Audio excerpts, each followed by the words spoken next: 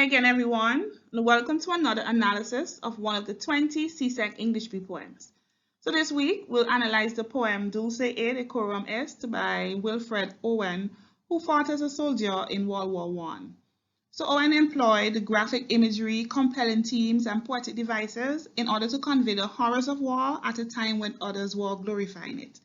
Even in challenging what was considered a noble truth and in confronting an audience opposed to his message, Owen undertook a daunting rhetorical task in writing this poem.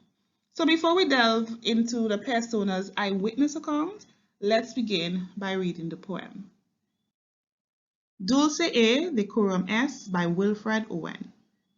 Bent double like old beggars on the sacks, knock-kneed, coughing like hags, we cursed through sludge, till on the haunting flares we turned our backs, and towards our distant rest began to trudge. Men marched asleep. Many had lost their boots, but limped on, bloodshot. All went lame, all blind, drunk with fatigue, deaf even to the hoots of tired outstripped 5-9s dropped behind. Gas, gas, quick boys!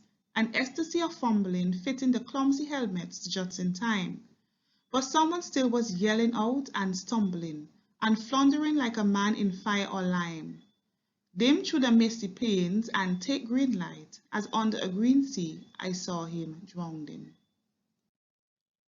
In all my dreams, before my helpless sight, he plunges at me, guttering, choking, drowning. If in some sputtering dreams you took a pace behind the wagon that we flung him in, and watched the white eyes writing in his face, his hanging face like a devil sick of sin. If you could hear at every jolt the blood come gargling from the fraud corrupted lungs, obscene as cancer, bitter as the cud, of vile incurable souls on innocent tongues. My friend, you would not tell with such high zest to children ardent for some desperate glory, the old lie, Dulce et Decorum Est, Pod Patria Mori. So let's begin with the title. So the poem is called Dulce et Decorum Est, a Latin saying which means it is sweet and fitting. So with that in mind, it is important to note that the title of this poem is completed at the end of the poem by Pod Patria Mori, which means to die for one's country. So both the title and the last two lines of the poem is misleading or ironic because the opposite of what is expected happens. That is, while they both claim that it is sweet and fitting to die for one's country, you will realize later on that the content of the poem, particularly the persona's experience as a soldier in World War I, suggests that there is no glory and fulfillment in military service. Additionally, the title and the final two lines of the poems are an allusion to Horace's ode. So Horace was an ancient Roman poet who discouraged qualities such as cowardice and thus encouraged young and enthusiastic men to find glory and fulfillment by serving in the army. And intrinsically though, Horace's ode was part of Latin education before World War I, so it is easy to see how his ideals on war were inculcated and perpetuated as honorary and correct. And as such, this poem, Dulce et Decorum Est, is a response to or criticism to Horace's odes and false messages about the true nature and consequences of war. Let's also comment on the structure of the poem. The poem consists of 4 stanzas of different lengths with 28 lines. Each stanza deals with a different phase of the persona's traumatic experience. For example, stanza 1 gives a description of the exhausted soldiers as they journey to their campsite. Stanza 2 highlights the change in pace as a gas bomb explodes close to them. Stanza 3 underscores the persona's traumatic memory of the dying soldier who failed to put on his mask on time, while stanza 4 appeals to readers and listeners to stop perpetuating and believing the propaganda of war being sweet and honorable. The poem also employs rhyme. So there are alternating rhyme scheme, A, B, A, B, C, D, C, D, that is mostly iambic pentameter with 5 pairs of stressed and unstressed syllables as seen in the line, till on the haunting flares we turned our backs. except that lines 23 and 28 are extremely short. Also, these short lines prompt us to think deeply about the horrible and agonizing experience of war as seen in the break between the 4 stanzas of the poem.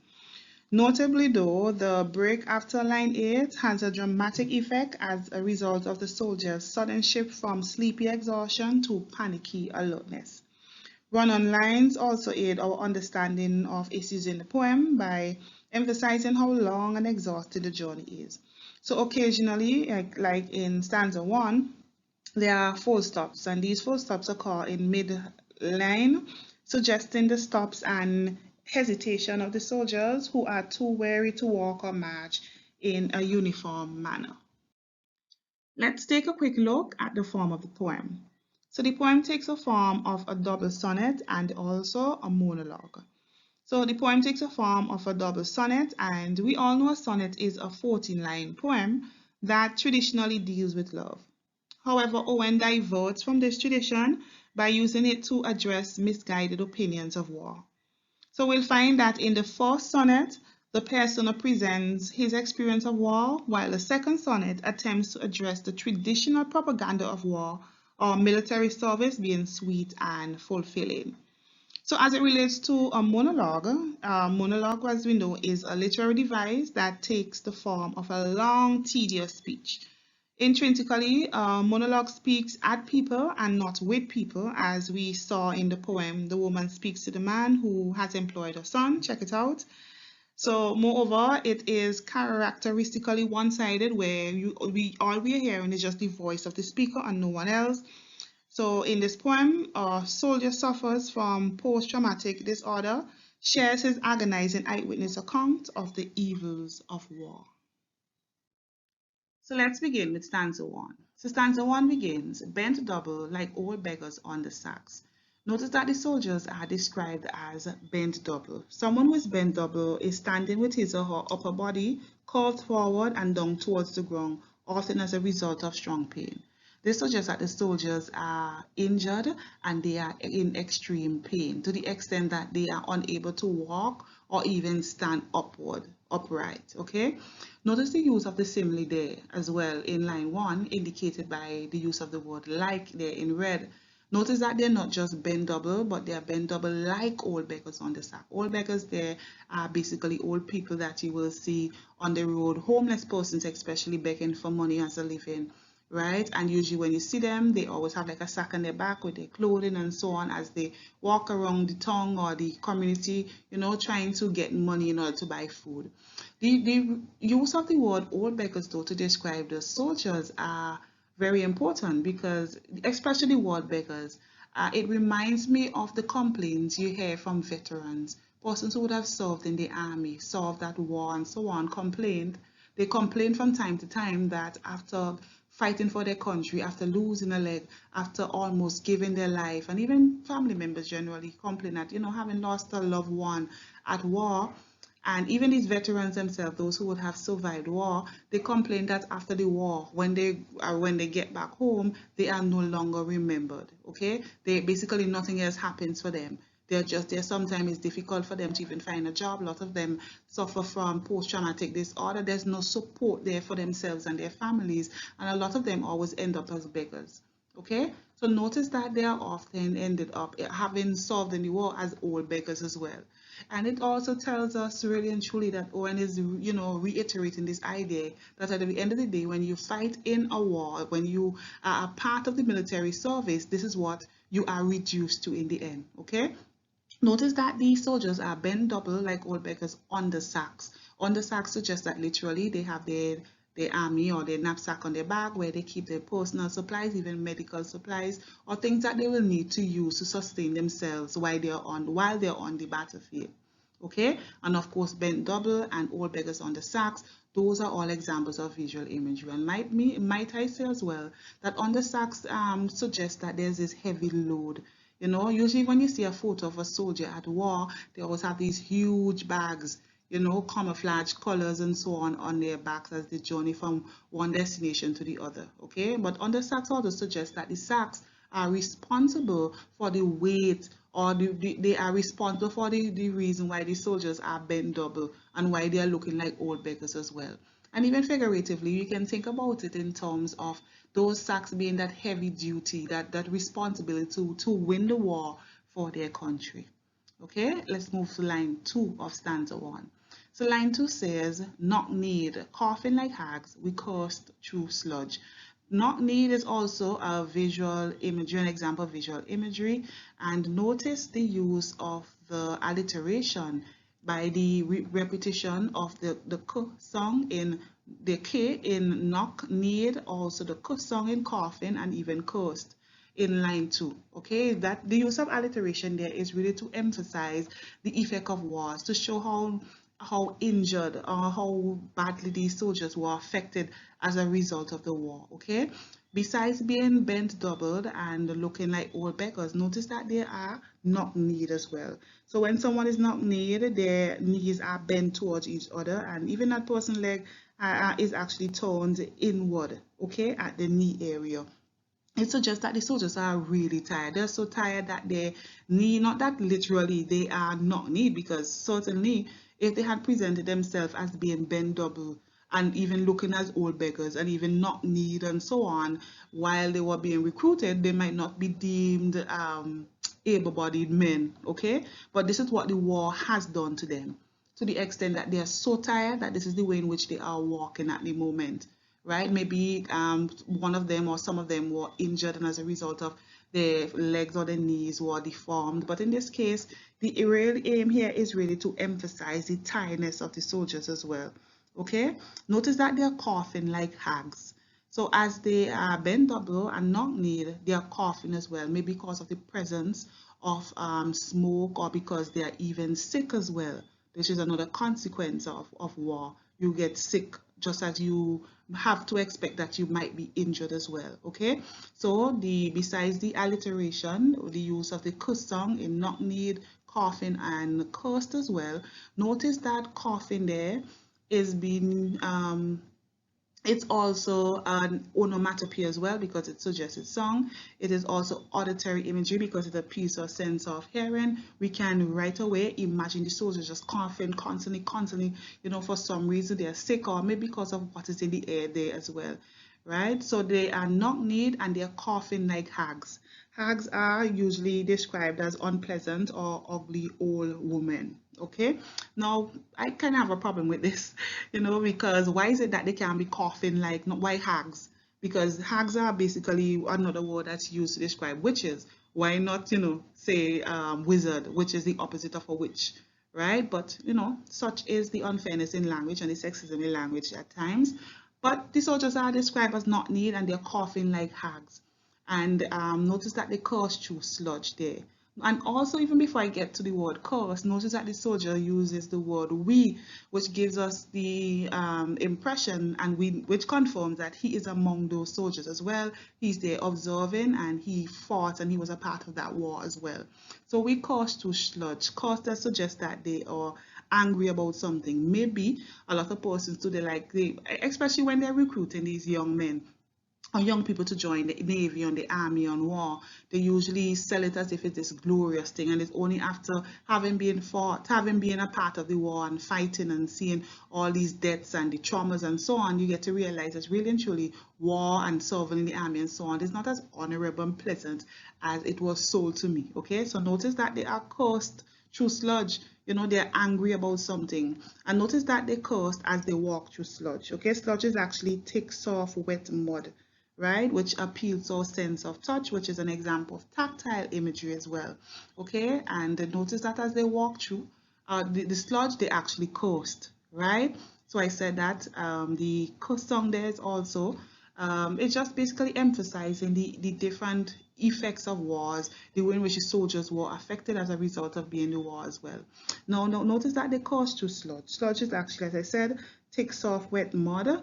And it's very difficult to walk through mud that is actually mud generally. You know, whether it's thick or soft, you tend not to walk as smoothly as if you were just walking on a pavement without sand, which suggests that it highlights one of the reasons why the persona and the soldiers had difficulty walking. It's bad enough that they were knock-kneed and bent over and coughing. They had to do this even as they walked through sludge, thick, wet mud as well. Okay, so let's move to line 3 of stanza 1. It says that till on the hunting flares we turn our backs. So the soldiers are trying, this tells us that the soldiers are trying to remove themselves from one part from the battlefield onto hopefully a safe area as well.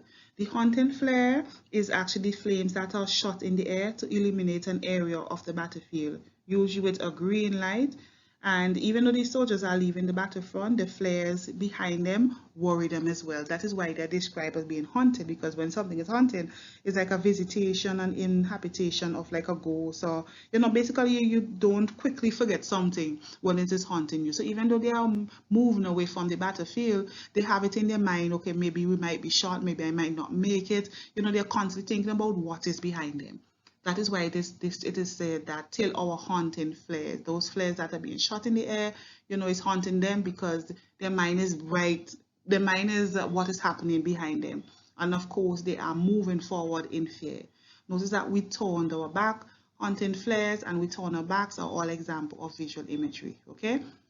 So the person went on in line 4 and says, and towards our distant rest began to trudge. Okay, distant rest can be seen as literally the place in which they want to get to, their campsite, okay, or their safety zone. Distant rest can also be seen as even death, because after all, they're on the battlefield, and who knows that even in distant rest itself can be seen as death.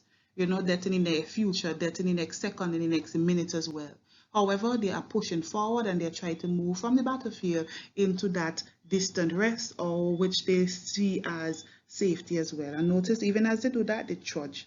When you trudge, you walk slowly with heavy steps, typically because you are of exhaustion or harsh conditions. And we know that the conditions are harsh, because they are walking through sludge, and they are bent double, they are walking like old people, they are knock-kneed, and they are coughing and so on. And even the flares there. Okay, so we know that they are really operating in terrible conditions. Notice too that the Owen says that men march to sleep. This is an example of hyperbole. It is also an example of alliteration as well, and of course visual imagery as well. Okay, so the alliteration is the repetition of the most song in men, march, and many. It is basically to emphasize how tired these soldiers were as they fought in the war, and even as they removed themselves or they tried to journey far away from the battlefield as well. Okay, so men march asleep. It's an example of visual imagery because we can visualize them walking in a tired manner, so exhausted as they try to get to their destination that it seems as though they're actually sleeping. But really and truly, you can walk, you cannot march safely in a sleeping manner as well. Okay. So, and it went on and it says that many had lost their boots as a result of the chaos in war. Some of them lost their boots, okay? And maybe it's not just the boots or the shoes, maybe they lost a toe or foot or something or the other, okay? However, they were determined to get to safety point and they actually pushed through. Now, the next line says, but limbed on, bloodshot. Of course, we are seeing that these soldiers are injured. We are seeing that idea reiterated in words like limbed as well. Okay, and limbed suggests that, whatever they have lost, they have not seen it, deem it important to go back and look for it. They continue to limp and move forward to where they want to go as well. Okay, and notice the contrast to the use of the word but there, that even though this particular happened, where they lost their boots and as they actually trudged through sludge and all of that, they kept moving forward as well. And notice that they are bloodshot as well. Okay, that there's the appearance of blood on their body as well. And it also there suggests that one of them, they're not just one of them, but the idea of bloodshot suggests that something had happened to their foot as well, or their feet, right, as a result of losing their boots. Another example of hyperbole is seen in all went lame, all blind. Okay, when you are lame, you are unable to walk without difficulty as a result of an injury or illness affecting the leg or foot, which also emphasize the fact that really and truly, when they lost their boots, it contributed to why they were limping, because they went lame. But it's not that literally they went lame, but the idea is that they were unable to walk probably when which they joined the army, or even in a healthy manner, okay, because they of course were injured. And notice that all went blind because it was difficult. Notice that we even had flares, the haunting flares, and whatever was happening there. And of course it was suggest that it was dark. They could not have seen what was really happening. However, even though they had lost their boots and they had to limp on and so on, and they are being described metaphorically as being lamed, and blind, they kept on walking, they kept on pushing forward. Notice the second to last line of stanza 1 says that drunk with fatigue. Okay, so drunk with fatigue is not that they had alcohol on the battlefield, but they basically underscores how extreme tiredness of the soldiers, that the way in which they were walking and so on is as if they were drunk, because they were not marching in a uniform manner. Okay, they were, even though they were doing it in a staggering manner, just so that they can remove themselves from the battlefield. And of course, it's an example of an hyperbole where the poet basically just wants to, emphasize or highlight the extreme exhaustion as well. Notice that they're also being described, besides being drunk, they're being described as being deaf as well, deaf even to the hoots as well. Deaf there is an example of alliteration, not alliteration, sorry, it's an example of auditory imagery. Now, of course, yes, you can hear a deafening song, yes. And it's not that they were literally deaf, but the idea is that while they were making their way from the battlefield to their place of safety, it basically shows that the soldiers became somewhat handicapped to basically what was happening around them, that they didn't pay much attention because in their minds, they wanted to remove themselves for the battlefield. And because of so many things that was happening around them, they were just in their mind, in their tiredness, all they knew is that I want to remove myself from here and I'm trying to get to a particular destination. So they were deaf even to the hoots. Hoots is an example of a metaphor and also onomatopoeia. Onomatopoeia because, and also deaf even to the hoots, it's auditory imagery as well. Okay? Now, as it relates to deaf even to the hoots of tired, outstripped, 5 nines that drop behind. But before I get to the last line, deaf even to the hoots. Hoots there is actually song of an owl, okay? And basically, it's actually a short, loud, high song, right? So even though these loud songs were happening on the battlefield, which is expected with the cannons and the guns and all these things that's happening, they were even deaf. They were so tired as if the war itself had handicapped them. They're not jumping, they're not staggering and so on, because as if they were even over it to begin with, right?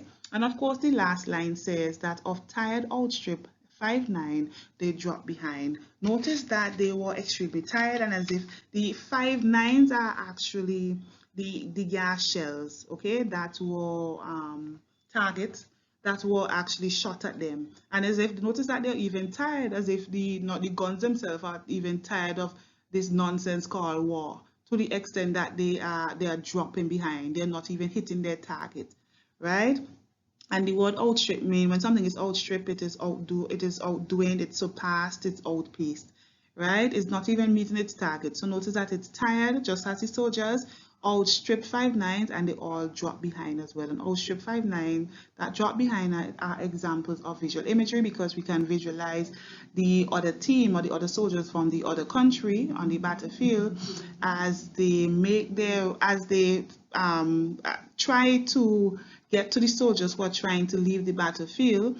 They shot at them and they didn't even touch them, they didn't even reach them. They just fell behind them, and therefore they were useless in that regard. Okay, so that's the end of stanza 1. I was not able to add my usual notes next to each of the poetic devices, but they were explained. If you have any comments or questions about them, feel free to add them. So let's begin with stanza 2. So stanza 2 begins, gas, gas, quick boys, an ecstasy of fumbling.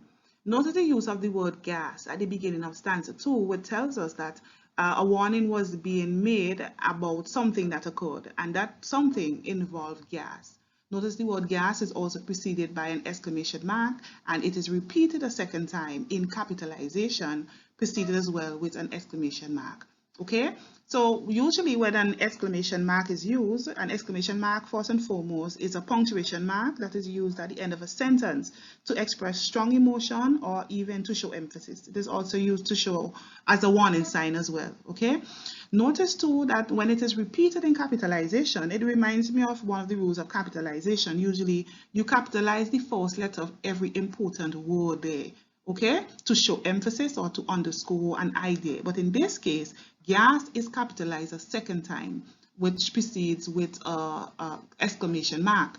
Okay, so the use of the word gas with the exclamation mark and even the repetition of the word gas, it therefore tells us about the urgency of the warning that was given there.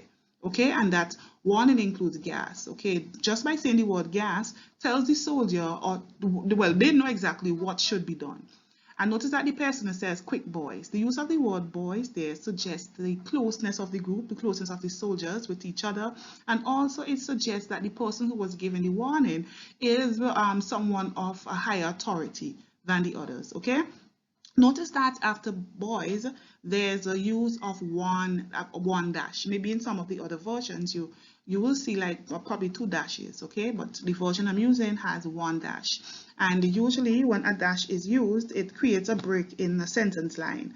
It is a mark of separation that is stronger than a comma or less formal than a colon. And usually when it's used, sometimes it's to really show the interruption of a speaker's thought at times, especially in narrative writing as well, okay? So notice that besides telling the readers that gas was present and we heard the warning that was given to these boys, the reader actually broke his train of thought to give us additional information. And that in that case, we all learn about an ecstasy of fumbling there.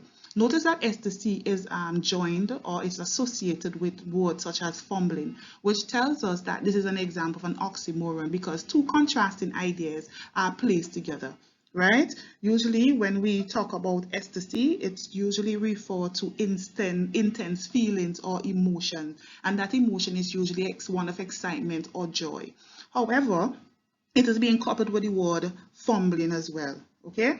Usually when you're fumbling, you show awkwardness, you show clumsiness and so on. And really and truly, if you're awkward or clumsy, it shows that you are confused or something else is happening that isn't making you comfortable at the moment. So with the use of the oxymoron and ecstasy of fumbling, it there so suggests and tells us about the chaos and the confusion that was occurring at the time as a result of the gas there, as a result of that warning given to the boys about gas being in the environment. Now, line 2 of stanza 2 says that they fit in the clumsy helmet just in time. So it therefore tells us that even with by the time they heard the word gas, or the use of the word gas there, and the way in which it was used with such urgency, that it was an indication for the soldiers to move about quickly. Okay, and one of the actions that was required is fitting the helmets, okay, to protect themselves. But notice that as they were fitting the helmets, notice that the helmets are being described as clumsy. Okay, and it's as if it tells us too, and it reminds me as well of what transpired in stanza 1, where they were actually coughing and caused to sludge, which suggests that as they were moving away from the battlefield to their new location, they were doing it angrily. Okay, not just because of the journey, because they realized that war itself is so senseless. Okay, so right in stanza 2, line 2, we are seeing the same idea reoccurring, where we are seeing this anger where they're actually describing the helmets as clumsy, which is an example of personification, because the helmets are being given human qualities of being awkward, and not being able to do something in a manner that is uniformed. Okay. So fitting the clumsy helmet just in time is also an example of visual imagery, because we can visualize the soldiers all scrambling about trying to put on the helmets. Okay, so let's move on to line 3. So line 3 says, but someone still was yelling and stumbling. Now line 3 begins with the word but, which shows contrast. So what is being contrasted there is basically what was happening before. So before, we saw with the warning, everybody was trying to put on the helmets and so on just in time to secure themselves from the gas. However, someone still was yelling and stumbling, which suggests that someone was not able to do this as the others were able to do so successfully. Notice the use of the alliteration with the alliterated S in someone, still, and even stumbling, to emphasize or even to have the reader focus on what is happening at this time to this particular soldier who was yelling and stumbling, and it creates a sense of suspicion in our minds. And why is it that the soldier, one soldier was still yelling? Is it that something had occurred? Was that soldier able to put on the mask in time from the gas? But when we move on to line 4, we learn that besides yelling and stumbling, that soldier was also described as floundering, like a man in fire or lime, even through the use of visual imagery and the stimuli. So usually the word floundering, it suggests that the soldier was struggling or staggering clumsily in mud or water, and even experiencing great difficulty. Okay, but we see that the use of the simile there, like a man in fire and water, if you have seen movies or even saw someone in fire, or even you have a cut on a bruise or something on your hand, and you put something like lime, and it gets in contact with that wound, usually you have to, move your hand in a flickering or floundering way just to ease the pain. So that's the kind of imagery that is created here, the idea of what was happening to this soldier who was yelling and stumbling and floundering as if he was a fish. Notice the idea of, of this fish-like image being created in order to convey the pain that this soldier was in as a result of not being able to put on this gas mask in time.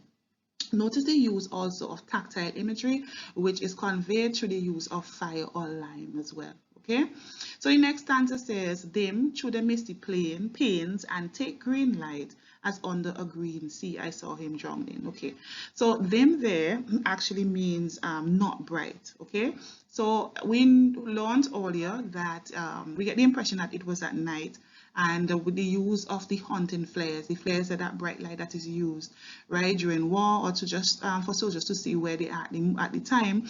It tells us that the soldiers, to begin with, even before the gas, had difficulty seeing where they were going, right? And even with the presence of the gas and trying to fit on their helmets in time, notice that the place seemed to be dim, right?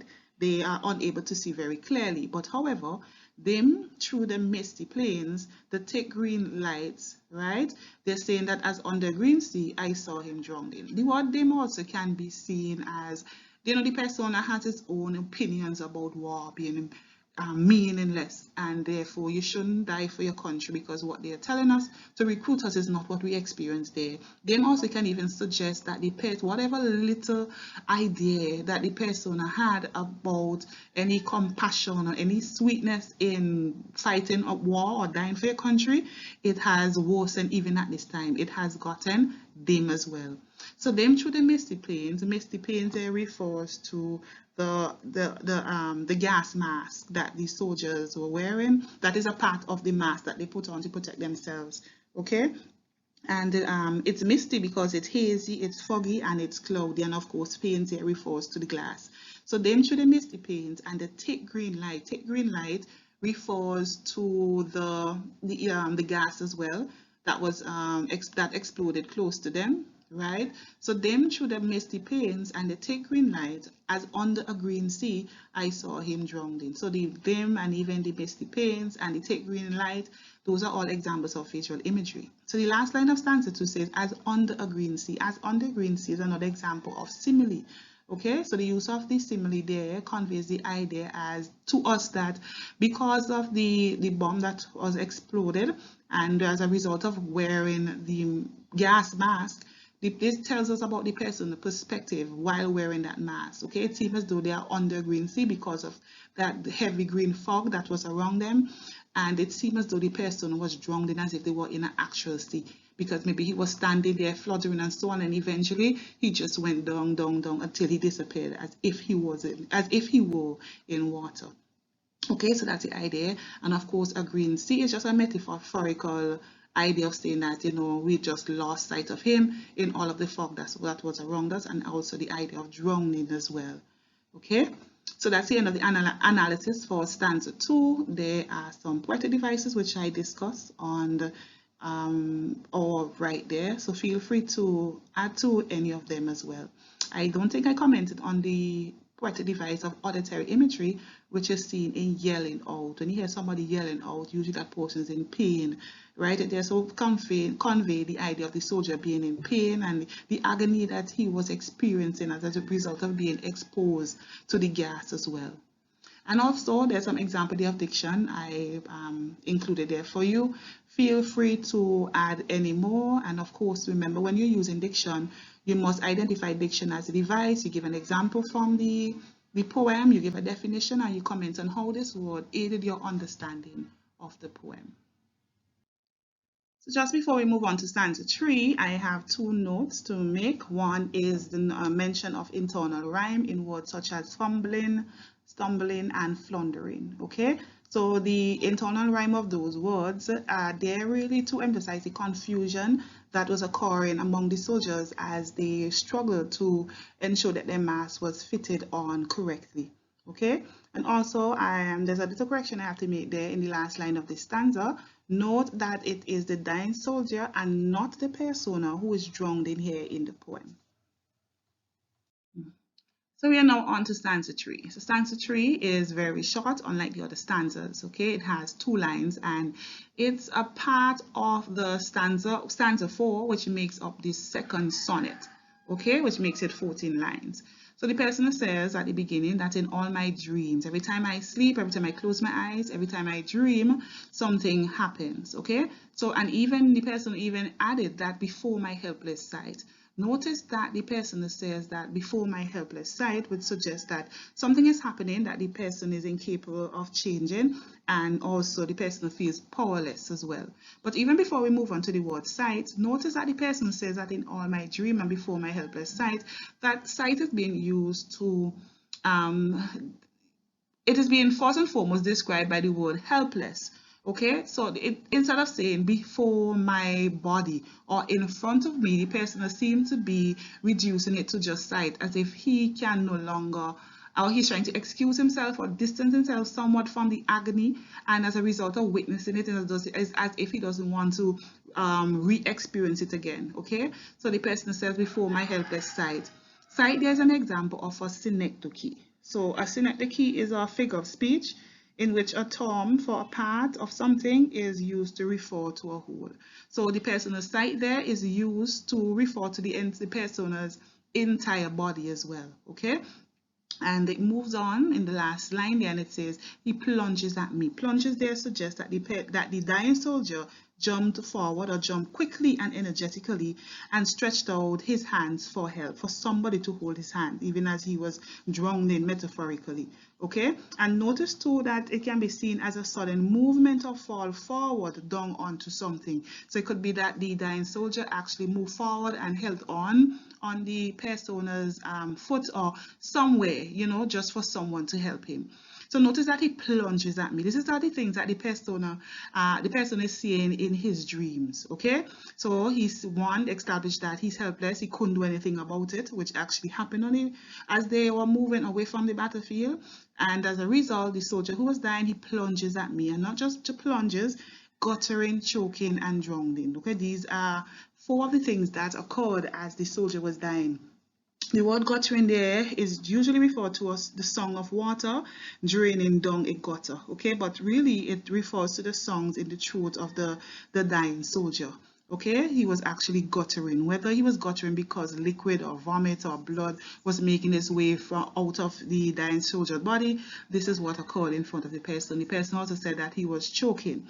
Now, the word guttering, before we move on to choking, is an example of auditory imagery, because it's actually a song of water as it makes its way from a drain. But in this case, it's the song of the liquid or the vomit as it makes its way from the dying soldier body. So that appeals to our sense of hearing, and it's as if we are there in the moment witnessing it for ourselves. Okay, and of course it therefore enhances our feeling of agony and disgust at the authorities who end this young, ardent or enthusiastic young men about the army or war being sweet and fulfilling. Okay, it therefore triggers some feelings of anger in the reader as well. So the person says that he's plunging at me, guttering, choking, and drowning as well. Notice the use of the onomatopoeia there in guttering, because the piece was sense of hearing, and also in choking as well, because so we can visualize it, we can hear, we can see all these action happening over and over again. And even in the word drowning there, which is visual imagery as well, just as choking, we can visualize the person as on the green sea, as explained in the previous stanza, just falling, down on the ground until he disappears there into the green, thick, foggy gas. Okay. Also, there's the use of the gerund, the use of words ending in ing.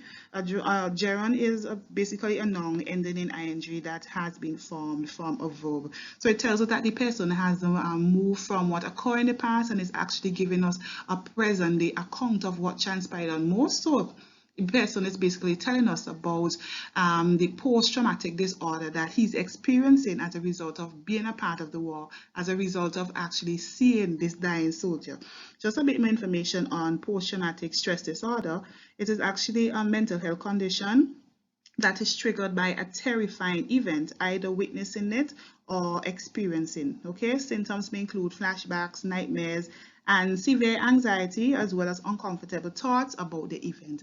This entire line is actually utilize a technique called flashback. It is often used in literature, in movies, in narration. Okay, it is actually flashback as a poetic technique is it basically interrupts the chronological sequence or a present story to show readers a scene that unfolded in the past. So we were able to see how the soldier died, the dying soldier that is. We can see what occurred before, he actually fell to the ground, okay, up onto his point of death. We also have some example of diction there. Feel free to pull any more you figure important to your understanding of the poem. Remember to identify diction first, take an example from the poem, give a definition, and comment on how it would have aided your understanding of the poem. Also, I made a correction on stanza 2, the last line. Please be sure to pay attention to it in the previous slide. Stanza 4. So stanza 4 begins, if by some smothering dreams you too could pace behind the wagon that we flung him in. Notice that the sentence begins with if, which suggests that the sentence is conditional. So if in some smothering dreams, smothering there means basically to kill someone by covering their face so they cannot breathe. Okay, it means to stifle, to suffocate, whether by smoke or by means of free breathing. But basically, the person is saying that if in some smothering dream, if you were able to experience these dreams where I feel as if I'm losing my breath, okay, if you can experience these smothering dreams and you too could pace, you too can walk up and down behind the wagon that we flung him in. Notice that they didn't just put the dying soldier's body in the back of the cart, but he was flung in, which really suggests and tells us and even reminds us about what was said earlier in terms of when you enlist yourself to fight in a war, right? It's as if you are no longer a human being. This is how you are treated. Okay, and of course the soldiers didn't have time to say they cleaning the wounds and so on. I mean, it's at least a good thing that they saw it necessary to take his body back to their camp, even back to his loved ones as well. But notice that they actually flung the persona. Okay, so if you in some smothering dreams you could walk behind the wagon as we did and saw how we flung him in, and also watch the white eyes writing in his face. Okay, if you can do these things, notice the use of not just the visual imagery there highlighted in red to the top, but the use of the alliteration with the alliterated W in watch, white, and write in there. It's basically to emphasize or to highlight the dying soldier's face, the different things that the persona was experiencing, the agony as he dies, okay? So notice that his eyes, his white eyes seem to be right-wing there. Right-wing means to just to be rolling and twisting about. It expresses more so the unnatural movement of the dying soldier eyes as they roll around his head, owing to the extreme physical pain that he was feeling.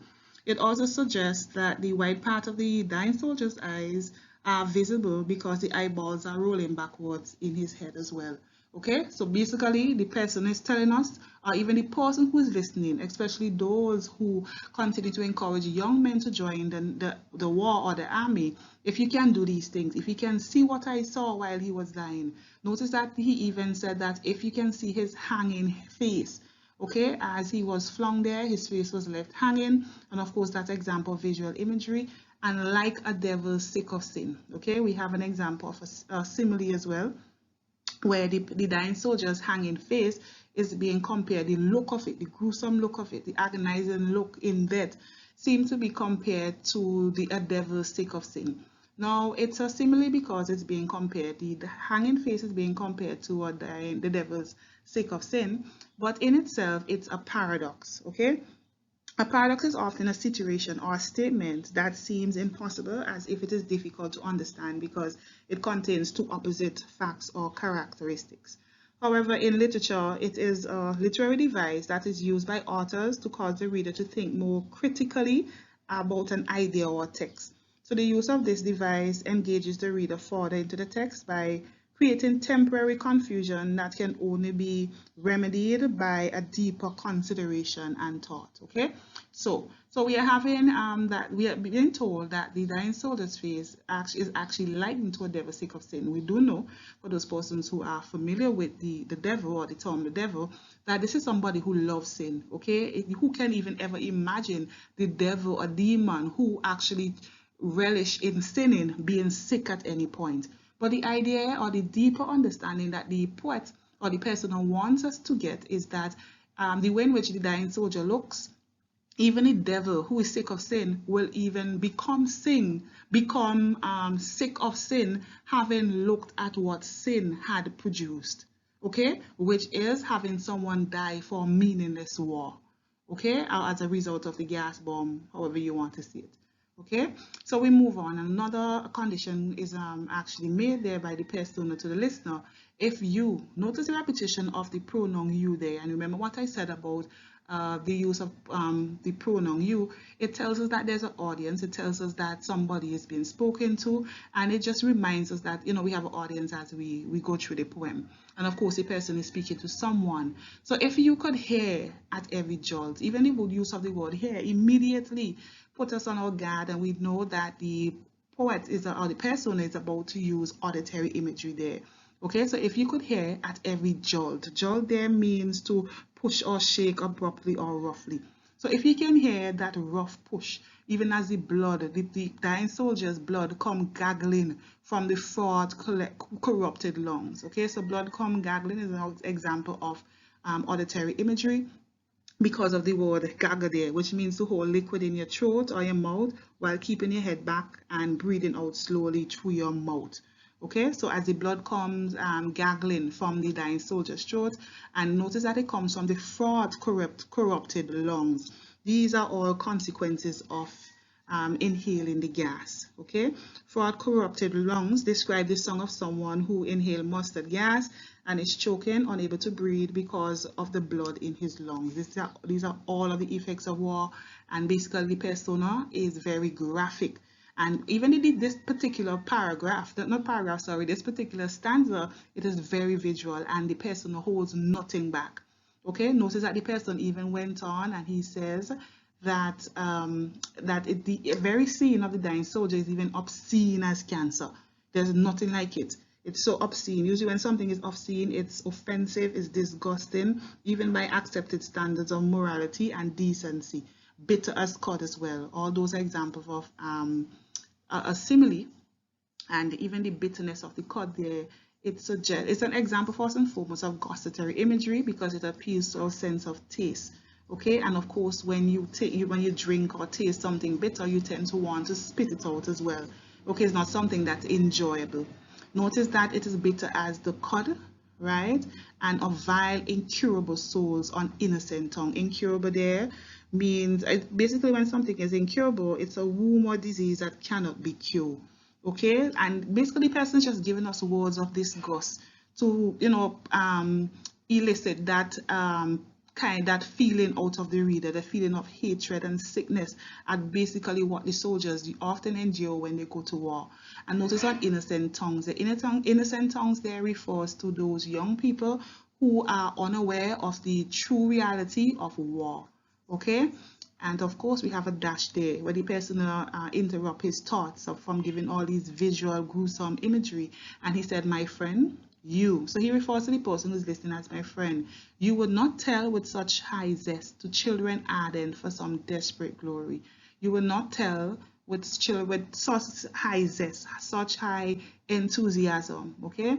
All those are examples of auditory imagery because you can actually visualize those persons in authority, going behind the podium, well dressed, and just listing all the advantages or the so-called advantages of being enlisted in the army or, you know, fighting in war.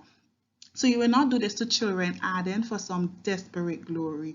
Okay, that's an example of sarcasm. You know that sarcasm is the appraisal to this praise. Okay, so of course these young people are seen as desperate for glory, and it's sarcastic because the person really didn't want to say.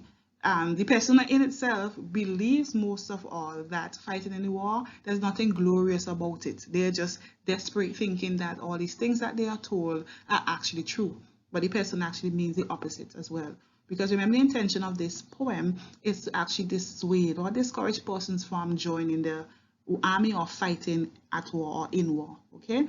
And he said that to children ardent for some desperate glory, the whole lie.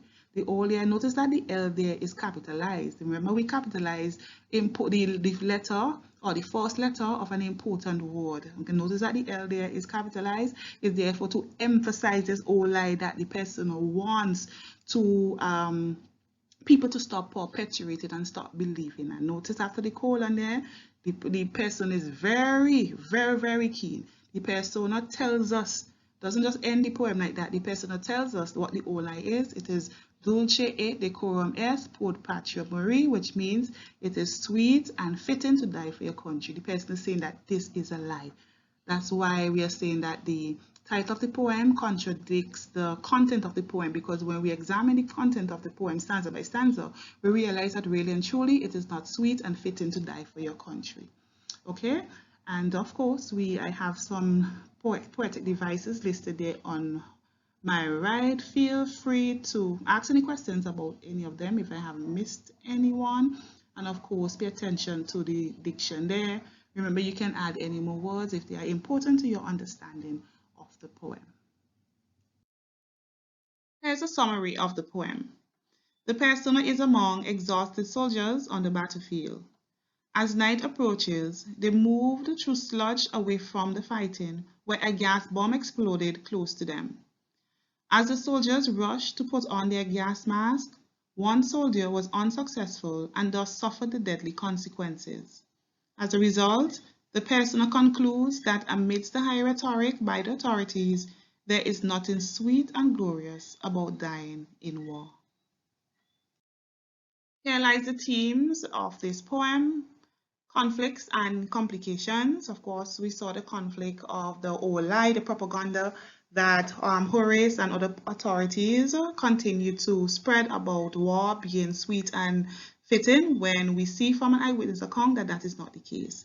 We also explore continuous ideas of the horrors of war through graphic imagery and even through the use of similes and other poetic devices. We also see the idea of people and desires repeated over and over. First, we see the desire of the authorities, and even by the ancient Roman poet Horace, who continued to denounce qualities such as weakness and cowardice and encourage persons to go to war. You know, they have the desire to enlist young men to serve in the army. And of course, we see a contrast by the persona, or even by the poet Owen, and the persona, the voice in the poem, saying that really and truly this is not what we desire. Basically what you're saying, that is not the case. Okay, so we see a contrast in the different desires in the poem. We also have examples of appearance versus reality, as seen even at soldiers when they're leaving well packed and so on, and even the way in which they present war and even being enlisted or recruited in the army.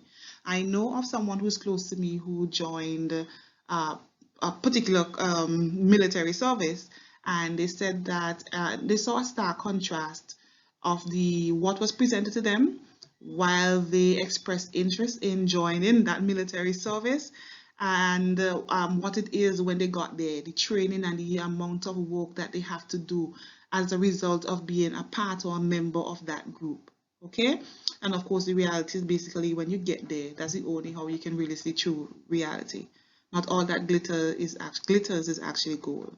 We see ideas of death even through the death of the soldier who was unable to put his mask on time. And of course the idea of deception runs through this poem from the first stanza even to the end, and where the persona tells my friend and even those in authority that really and truly you should stop deceiving people. You should stop telling persons that it is sweet and fitting to die for your country, because that is certainly not the case, and I am a living example. And of course we see examples and the idea of trauma being prevalent there in the poem, as the person said that if you in all my dreams, which tells us that even as the person closes his or her eyes, there is continuous memories and dreams that continue to haunt and plague the persona. So these are some of the themes. If you can think of any, feel free to add them as well. So here are the tones in the poem, some of them, or the main ones: panic, scorn, disgust, confrontational, reflective, sarcastic, traumatic, angry, and ironic. The examples of panic there in stanza 2, as the persona alerts the other boys by saying, gas, gas, quick boys, to just let them know that a gas was exploded and therefore they need to put their mask on. And also examples of scorn and disgust as the persona describes the look of the dying soldier face, and words such as obscene as cancer, bitter as cod, and fraud corrupted lungs, and gaggling, and so on, and incurable souls were all used to really show us the effects of war. There's nothing sweet and fitting to die for your country. This is the reality of war. The example of the confrontational tone, as the person said, my friend, if you were there, if you are even given the opportunity to have the dream that I am dreaming, to walk behind the cart where the dying soldier was actually flung there, if you saw the way in which his skin actually changes into these disgusting different phases, you will not encourage anybody to fight war. Okay? The person was also reflective, especially before we got to the third stanza, where the person shared with us what transpired on the battlefield. Even the detailed explanation about what the dying soldier experienced as a result of inhaling that gas. It's also sarcastic as well from time to time. Even as the person described the call to join the army or military service as desperate glory. Okay, there's nothing glorious about fighting in war, surely. So basically, just that the young people are desperate because they do not know the reality of war. And of course, the person knows that there's nothing glorious about it. So obviously, the person expects. The intention of saying desperate glory is really to highlight that the person means the opposite of what he's saying. There's example of trauma there, especially in line 3, where the person says that in all my dream before my helpless sight, to the extent that we know that the person is now experiencing post-traumatic stress disorder as a result of experiencing and even witnessing what transpired to that dying soldier. That even as he sleeps, even as he dreams, as long as he closes his eyes, he's reliving that traumatic, agonizing experience. There's examples of anger, as the persona actually tells us that really and truly there's nothing sweet to die for your country. So we need to stop perpetuating this idea. We need to stop telling young people with such zeal and enthusiasm who wants to do something honorable that they have to go through this path in order to get to that. Okay, and of course the tone of the poem is ironic. We see that the title, which says Dulce et Decorum Est, means it is sweet and fitting. And even the last 2 lines of the poem which finishes it, so it says to die for your country, that we expect that everything in that poem will be everything that will encourage someone to join the army or to fight in war, but the content of that poem is the opposite. It certainly discourages anyone from enlisting or serving in the army, much as fighting at war or being a part of a war. Here are some of the moods in the poem. Remember, when we talk about moods, we talk about how the words in the poem, the use of the words used by the persona, how they made you feel as a result of reading them, okay? So there are examples of reflection or being reflective, panic, compassion, anger, and disgust. If you can think of any more that you would have experienced, feel free to add them as well, using textual evidence as well. For example, as when I read words such as the soldier or the soldier being unable to put on his mask on time, and the different things that happened to him. You know, I just thought about the other soldiers who would have witnessed that, how they felt and how traumatic it was for them. Even as the other soldier, the person who is telling the story, the fact that every time he closes his eyes, every time he dreams, he always has to relive this experience, this agonizing experience that occurs, that continue to occur as a result of being a part of a war, having seen one of his boys, one of his teammates dying. Thank you for listening. Please check out my other videos, which should be on the screen any minute now.